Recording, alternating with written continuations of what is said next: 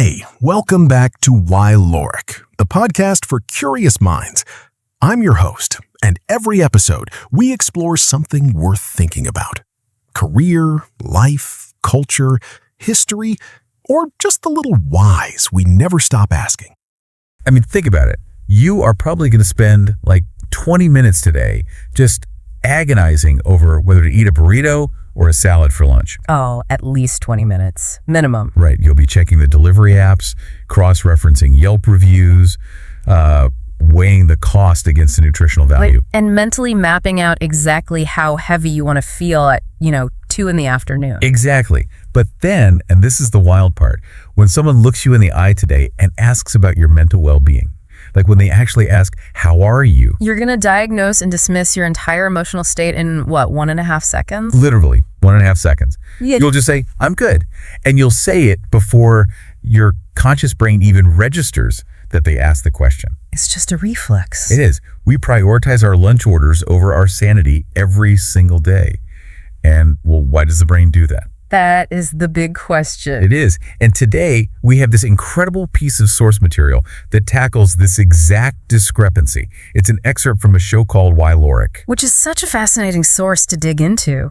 It really is. It features this raw, completely unscripted conversation between the host, Alex, and a mental health advocate named Sarah. Yeah, and there's no heavy editing here. No polished studio sheen at all. None.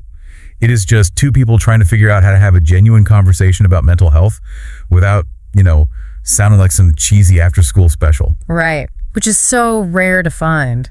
So our mission for this deep dive today is to really unpack the psychology embedded in this specific conversation. We're looking at why we hide our struggles, basically. Yes, and the mechanics of our fear of awkward silences, and just the very practical ways we can actually support each other. And I think the value of this Whyloric transcript lies entirely in its lack of artifice. I mean, the goal today isn't just to summarize the points Alex and Sarah make. No, we need to go deeper than that. Exactly.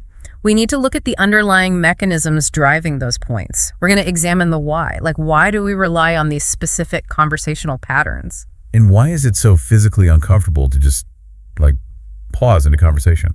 Right. And why do the default scripts of our daily lives dictate the boundaries of even our closest relationships? Okay, let's unpack this. Because Alex and Sarah, they actually start the conversation by making this explicit pact with each other. Yeah, they actively agreed to reject what they call the textbook voice. The textbook voice, yes.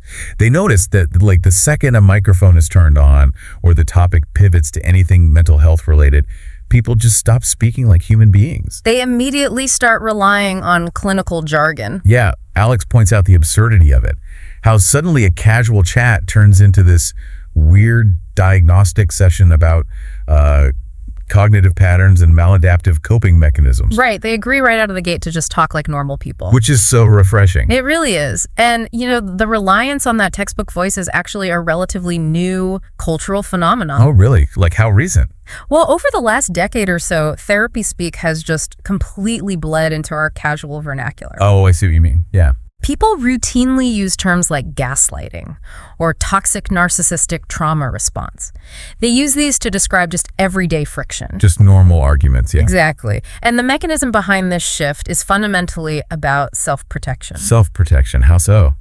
Well, when we medicalize human emotion in a peer-to-peer setting, we're basically creating an artificial, intellectualized barrier. Oh, wow. Okay, I follow. We're turning a messy, visceral human experience into a sterilized data point. So it's easier to handle. Right.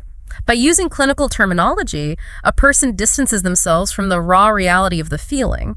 They put on this armor of academia. Just to avoid the vulnerability of simply saying, I'm hurt or I'm sad. Exactly. It's much safer to say you're triggered than to say you feel ignored. I mean, think about it like this. If I invite you over because I want you to teach me how to play a new board game, I'm looking for a specific type of connection, right? Right, you want to hang out. Exactly. Oh, no. I want to roll some dice, move some little plastic pieces around the board, and just have a fun hour. Yeah. But if you sit down, pull out this 40-page small print user manual and start lecturing me on the hyper-technical rules of turn sequencing and resource allocation algorithms. The entire vibe just dies instantly. I just want to know how to buy a hotel on Boardwalk, That's a great analogy. When we bring clinical language into casual friendships, it feels like reading the user manual instead of just playing the game. We're analyzing the mechanics of the friendship instead of just experiencing it. Exactly. But let me push back a little here. Is jargon always the enemy?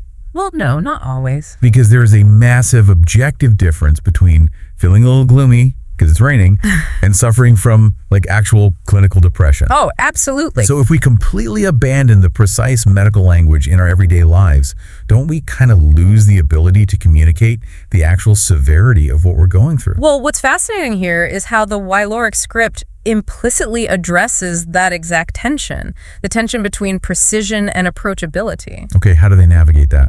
Well, in a clinical environment like a therapist's office or a hospital, precision is undeniably critical. Sure, they need to know what to prescribe. Exactly. A clinician must differentiate between sadness and clinical depression to provide the correct intervention. But the dynamics of a friendship operate on an entirely different axis. They're completely different relationships. Right. A friend does not require the exact diagnostic criteria of your mental state to provide comfort. That's true. In fact, the pursuit of clinical precision often short-circuits empathy. Wait, really? It short-circuits it. Yeah, because when two friends fall into the textbook voice, it alters the power dynamic. It shifts the relationship from a horizontal human-to-human connection into a vertical expert-to-patient hierarchy. Oh, I hate that feeling. When you feel like you're being analyzed by your buddy. Exactly. One person becomes the clinician analyzing the behavior, and the other becomes the specimen being observed. So Sarah and Alex's rejection of jargon is a deliberate strategy to maintain that horizontal alignment. Approachability and shared humanity will always be more effective in peer support than clinical accuracy. Approachability over accuracy. Yeah. I love that. Because if I'm falling apart, I don't need a peer-reviewed assessment of my limbic system. Right. You don't need a thesis. No. I just need you to sit on the couch with me.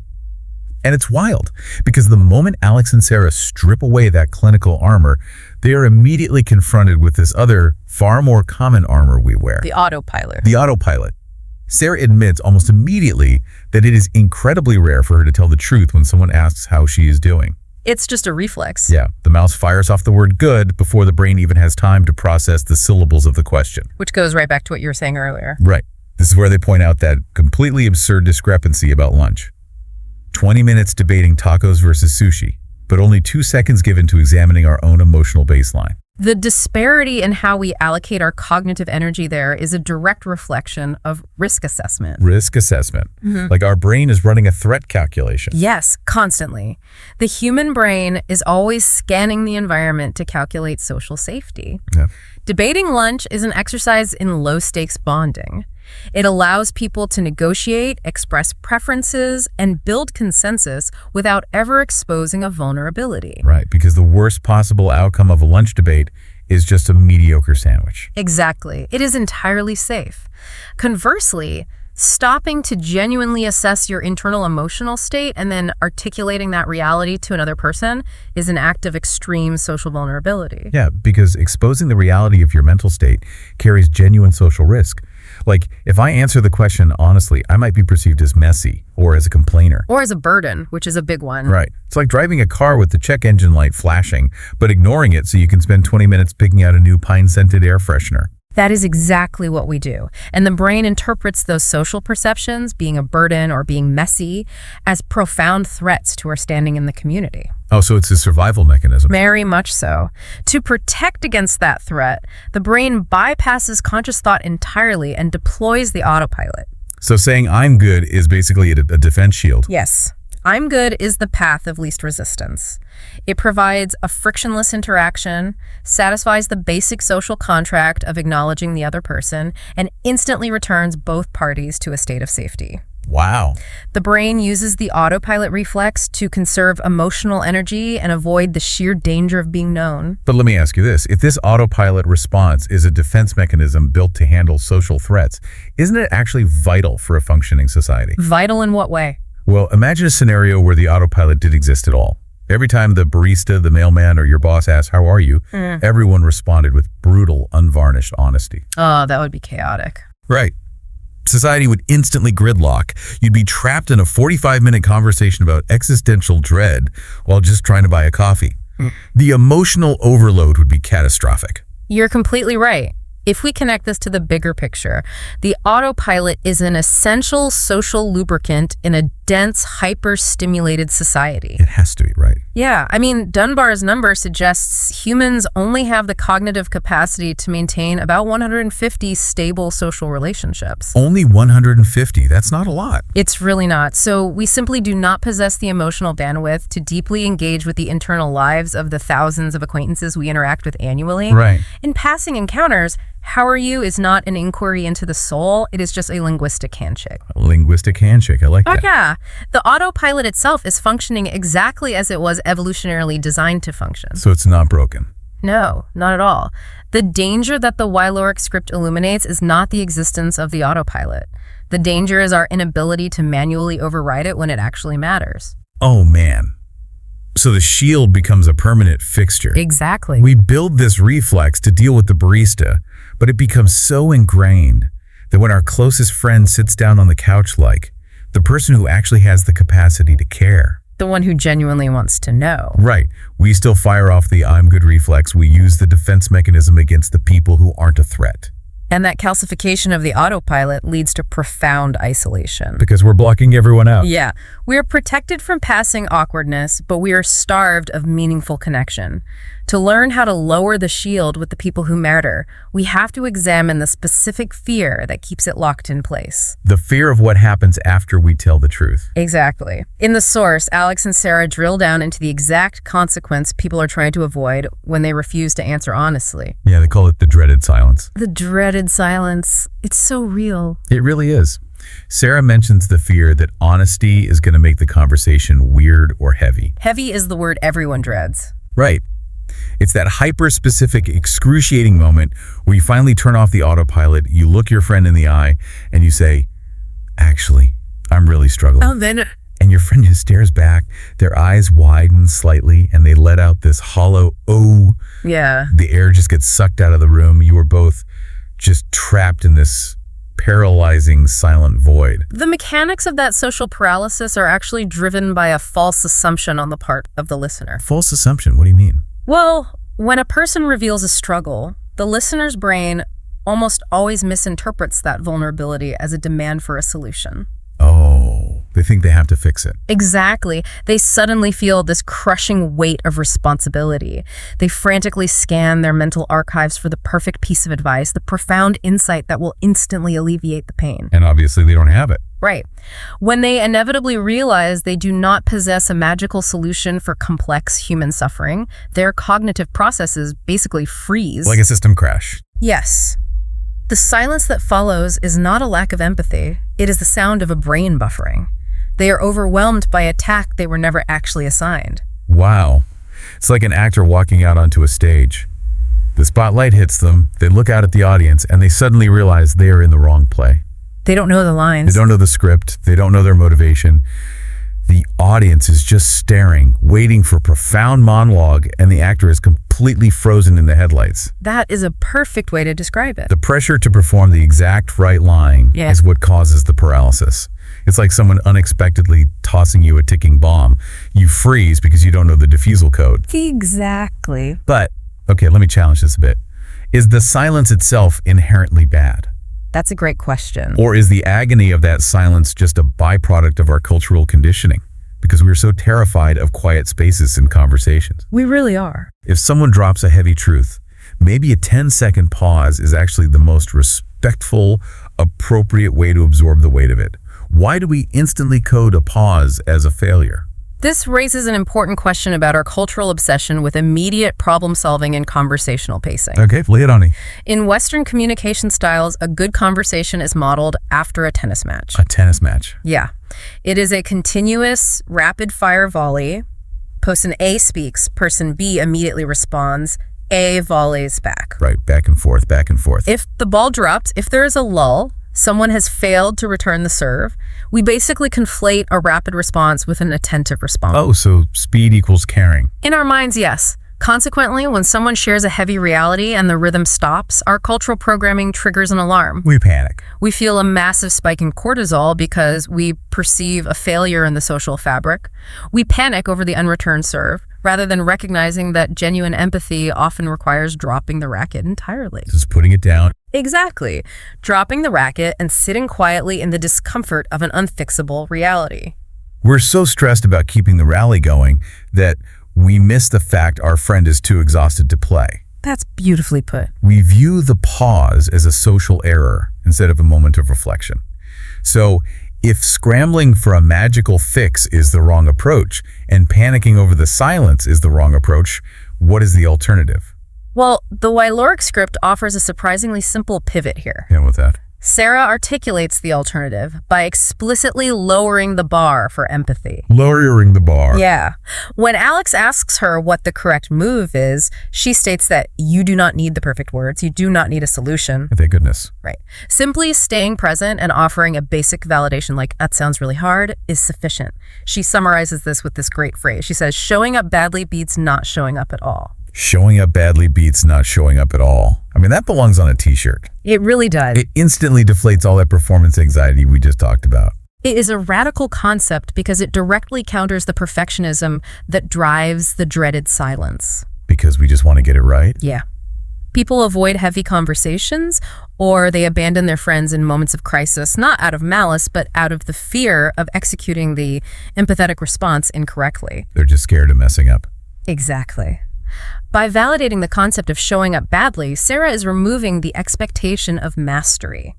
She is giving permission for clumsiness. Clumsiness is okay. It's more than okay. Stumbling over your words, lacking a profound insight, or feeling physically awkward are all deemed acceptable. The intervention is not the advice. The intervention is the presence. The presence. Yes. Acknowledging the pain with a phrase as simple as, that sounds hard, diffuses the tension because it validates the reality of the struggle without accepting the impossible mandate to erase it. So what does this all mean? Yeah. It means the willingness to be awkward is the actual skill. The willingness to be awkward, yes. Think about a friend asking you to help them move into a new apartment. The worst request ever. Right. You know it's going to be a nightmare.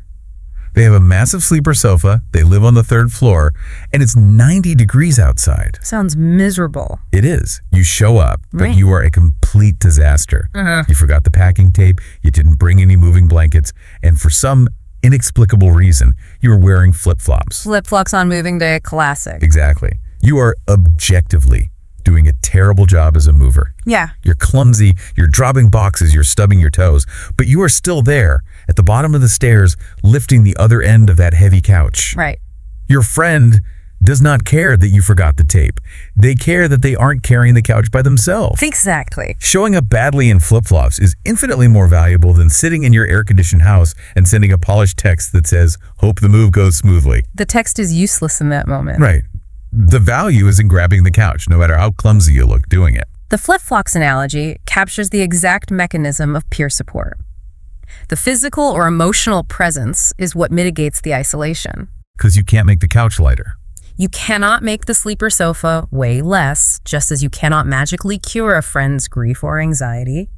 But by grabbing the other end, you have the psychological burden of carrying it alone. Okay, but let me play devil's advocate for a second. Go for it.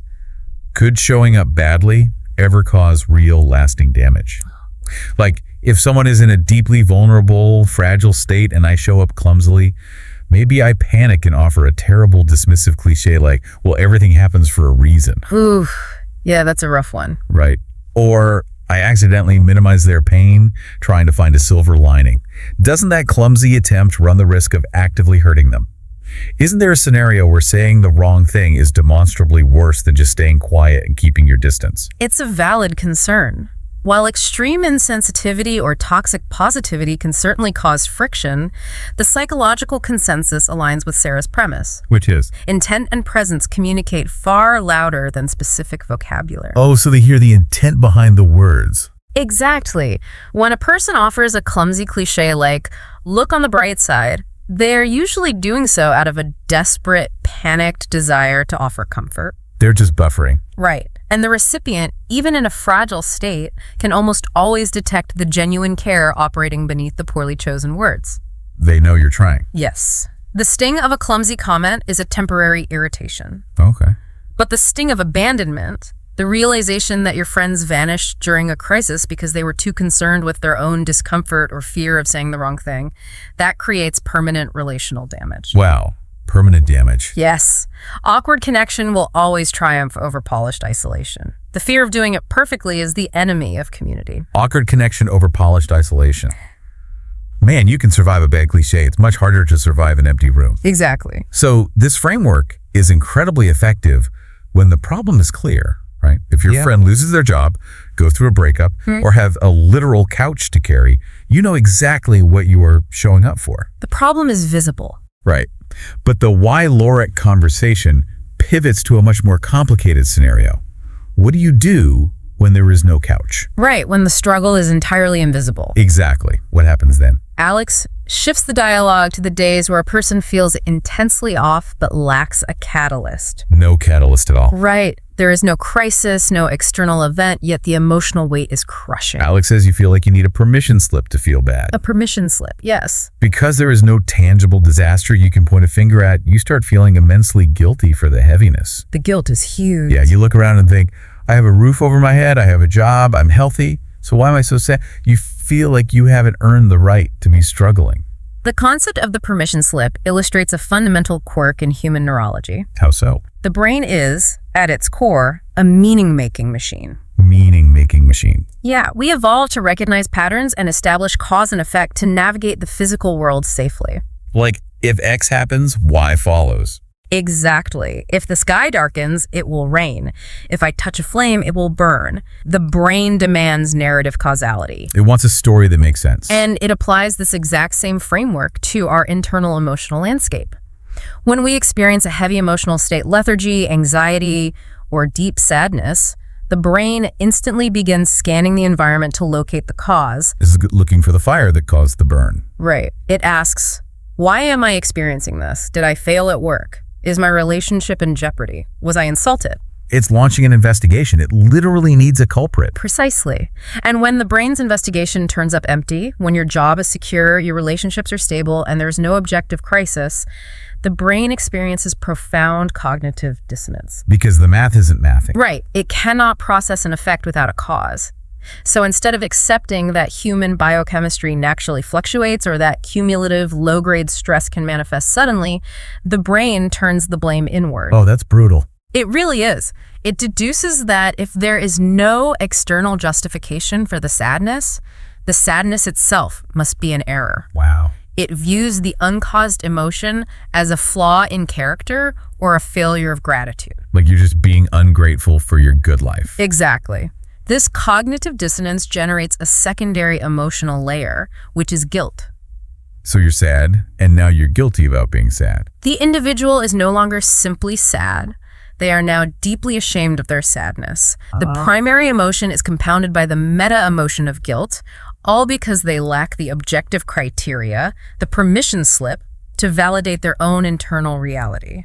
Being mad at yourself for being sad is just the most exhausting, counterproductive cycle imaginable. Which drains you completely. It's like when your computer suddenly starts lagging. Oh, I hate that. Right. The fan starts running at maximum speed, the cursor turns into that little spinning beach ball, and every single keystroke takes 10 seconds to register. Yes. You know something is wrong, so you pull up the task manager or the activity monitor to find the program that is crashing the system. You want to force quit it. Exactly. You want to find the specific app and force quit it.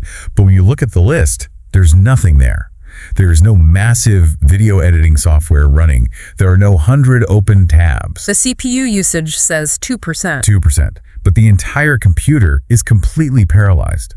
It is incredibly frustrating because if you could just find the frozen app, you could fix it. Right. But when the system is dragging for absolutely no visible reason, you just sit there, staring at the screen, getting increasingly angry at the hardware. That is exactly what we do to ourselves. We treat our own brains like a lagging computer. We frantically search for the app to force quit, and when we can't find it, we just get angry at ourselves. We demand a reason for the lag. But wait, why does this demand for a permission slip only apply in one direction? What do you mean? Why do we demand a logical explanation for negative emotions, but completely ignore causality when it comes to positive ones? Could you elaborate on the double standard there? Yeah, think about waking up on a completely random Tuesday. It's a boring standard weekday. Nothing special has happened. Okay. But for whatever reason, You wake up feeling incredibly happy. Yeah. You have spring in your step, your coffee tastes amazing, you're like singing in the shower. It's just a great morning. Right. But not once do you ever stop, look in the mirror, and say, wait a minute. I have absolutely no clear reason to be this happy today. That's so true. I didn't get a promotion. It's not my birthday. I haven't earned this joy. I feel so guilty for being this happy without a permission slip. Yeah, never say that. Never. We just accept the unearned happiness without a second thought. Why is unexplained joy accepted as a gift, while unexplained sadness is treated as a punishable offense? That is a piercing observation about the societal baselines we have internalized regarding human value. Societal baselines. Yes. In modern culture, we are programmed to believe that happiness, lightness, and productivity are our natural default states. Like that's how we're supposed to be all the time. Exactly. They are the baseline. Therefore, when we experience uncaused joy, it perfectly aligns with our internal expectation of how we should be operating. If it's a narrative. Right. It does not trigger an alarm because it feels correct. Sadness, however, is culturally coded as an aberration. An aberration. Yes. It is viewed as an error state, a breakdown of the machine. Because it deviates from the expected baseline of continuous productivity, the brain demands evidence to justify the deviation. So joy is the factory setting and sadness is the glitch. Exactly. And practically speaking, uncaused happiness does not inconvenience the tribe. Ah, right. It doesn't cost anyone anything. It does not require resources, empathy, or support from your community. In fact, it enhances your economic output. You're a better worker when you're happy. Exactly. Uncaused sadness, however, threatens productivity. It requires your social circle to expend energy. It requires them to engage in the clumsy empathy of showing up badly. They have to carry the couch. Yes. Because sadness demands external resources. Our brain demands a higher burden of proof to validate it. We require the permission slip to prove to ourselves and to our community that the drain on resources is justified. That is so wild. And Sarah highlights a really vital point here in the script. She mentions that even with all her experience as a mental health advocate, she still struggles with this. Because it's so ingrained in us. Yeah. She says, knowing something and feeling it are two very different things. That is the core of the issue right there. You can understand the cognitive dissonance. You can rationally know that you don't need a permission slip. But when the lagging computer hits, the emotional reality completely steamrolls the rational knowledge. Emotion almost always wins that battle. It does. Validating that discrepancy, that it's okay to know the truth but still feel the guilt, that actually sets up the climax of the source material. Yes, the conversation shifts at this point. It moves from the daily, heavy friction into the territory of a true, deep crisis. Alex asks Sarah a very direct question. He asks, what does the person who is genuinely in the dark, the person who is truly struggling to keep their head above water, need to hear? And Sarah delivers an incredibly definitive answer. She states that reaching out is not a weakness. It is one of the harder, braver things a person can do. Bravery, not weakness. Yes. She specifically identifies the internal monologue that happens during a crisis. The voice that tells you, I should be able to handle this alone. We all hear that voice. We do. And she says that voice is incredibly loud, but it is an absolute lie. Sarah is dismantling the foundational myth of self-reliance here. The myth of self-reliance. Yes, this is arguably the most insidious lie embedded in modern psychological suffering. We have elevated independence into the ultimate metric of personal strength. Like the lone wolf idea. Exactly. We romanticize the rugged individualist, the stoic figure who quietly bears massive burdens without ever inconveniencing those around them. Right, they just grit their teeth and push through. And by doing that, we equate needing help with intrinsic failure. When a person enters a genuine mental health crisis, that cultural conditioning weaponizes itself against them. It traps them. The internal directive that says, I must handle this alone, is not a fleeting thought. It operates as an internal warden, keeping the individual locked in solitary confinement with their own suffering. Here's where it gets really interesting. Think about how bizarre this logic is when applied to a physical survival scenario. Okay, physical survival. Imagine you are hiking alone in a massive, dense forest.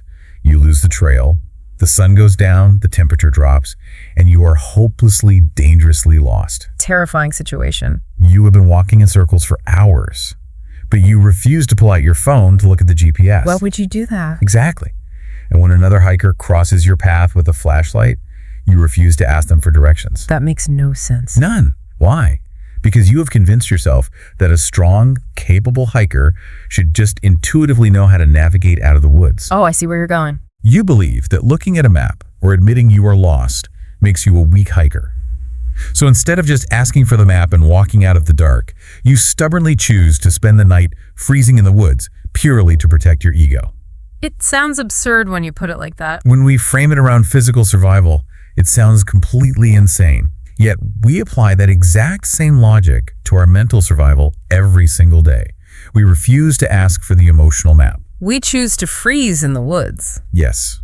But why? If the voice telling us to handle it alone is a lie, why is it so deafeningly loud? What specific evolutionary or cultural conditioning makes that lie so convincing that we would rather freeze in the woods than ask for help? To understand the sheer volume of that lie, we really have to look at how evolutionary biology collides with modern societal structures. Okay, break that down for us. Evolutionarily, humans are tribal mammals. In the ancestral environment, say the Pleistocene epoch, survival was entirely dependent on a person's utility to the group. You had to pull your weight. The tribe shared resources, protection, and shelter. If an individual was perceived as a constant drain on those scarce resources, if they were perpetually in distress without contributing, they ran the very real risk of being ostracized. Kicked out of the group. Yes, and in that environment, being cast out of the tribe meant certain death. Wow. Consequently, deep within the architecture of our primal brain, there exists an existential terror of being perceived as a burden. So our DNA is actively screaming at us not to complain so we don't get kicked out of the cave. Yes, that is the biological frequency. Now, fast forward and layer that primal biological fear over our modern societal framework. Okay. We live in a culture built on the ideals of hypercapitalism, relentless productivity, and extreme individualism. Modern society constantly reinforces the message that your inherent value is inextricably linked to your self-sufficiency and your output. Man, so it's a two-front war. It really is. Biology is telling you that being a burden equals death, and society is telling you that needing help equals worthlessness. Yeah. Exactly. The lie is deafening because it is being broadcast simultaneously on both the biological and the cultural frequencies. It's coming from everywhere. When you are in a crisis, the lie whispers. If you reveal the extent of your pain, the tribe will realize you are defective and you will be abandoned. That is chilling. That is precisely why Sarah's reframing of vulnerability is so vital. By calling it brave. Right. By shifting the act of reaching out from a perceived weakness to an objective act of bravery, she is short-circuiting both the biological fear and the cultural conditioning. She's rewriting the code. She is asserting that overwriting millions of years of evolutionary programming and centuries of societal messaging just to say, I need help, requires immense, undeniable courage. It's not a surrender. No, it is a necessary rebellion against the architecture of isolation. A rebellion against the architecture of isolation. Wow, that perfectly encapsulates the entire journey of this Whyloric transcript. It covers so much ground. It really does. I mean, we started this deep dive looking at the superficial layers of how we interact. We looked at how we instinctively reach for that sterile clinical jargon because it provides academic armor. This textbook voice. Right. And then we unpacked the complete absurdity of the autopilot and how we will dedicate immense cognitive resources to a lunch order while hiding our emotional reality in a fraction of a second. Which is to avoid the risk. Yeah. We stared down the dreaded silence, realizing that the pressure to fix a problem is what freezes us, and that the true solution is simply a willingness to show up badly in flip-flops and carry the couch. Dropping the tennis racket. Exactly. We explore the meaning-making machine of the brain and the realization that we do not need a permission slip or a tangible crisis to validate our own heavy days. The uncaused sadness is valid. It is, and it all culminates in this absolute truth. The voice telling you that you have to bear the weight alone is lying to you. The transcript moves systematically from the mechanics of casual deflection down to the bedrock of existential vulnerability. It's a full blueprint. It provides a highly practical blueprint for dismantling the artificial barriers we continuously erect between ourselves and the people we value. But, blueprints are useless if you just leave them rolled up on a desk. That is very true. At the very end of the source material, Alex and Sarah provide a direct call to action. They say, send the text. Send the text. They are challenging the listener to break the autopilot today. which brings this directly back to you. Yeah, how do you apply this? Exactly.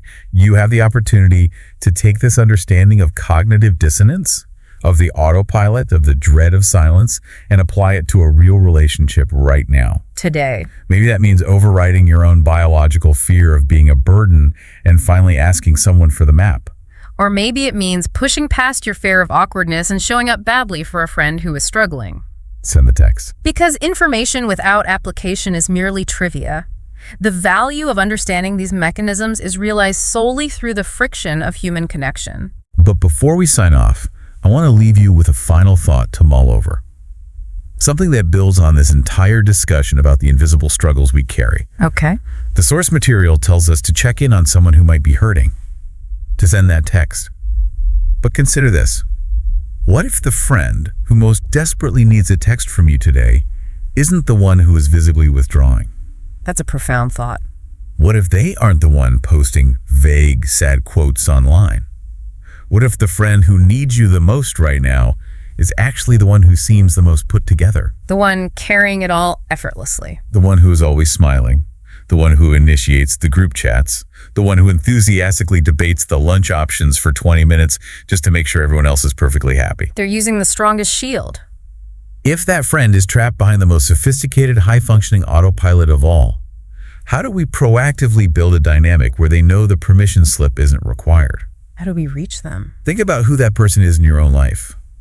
And maybe, just maybe, send them the text. And that's it for today's episode of Whyloric. If you enjoyed this, hit subscribe so you don't miss the next one. And if something today made you think, made you curious, or even made you smile, let me know in the comments. Until next time, stay curious. This has been Whyloric. See you in the next episode.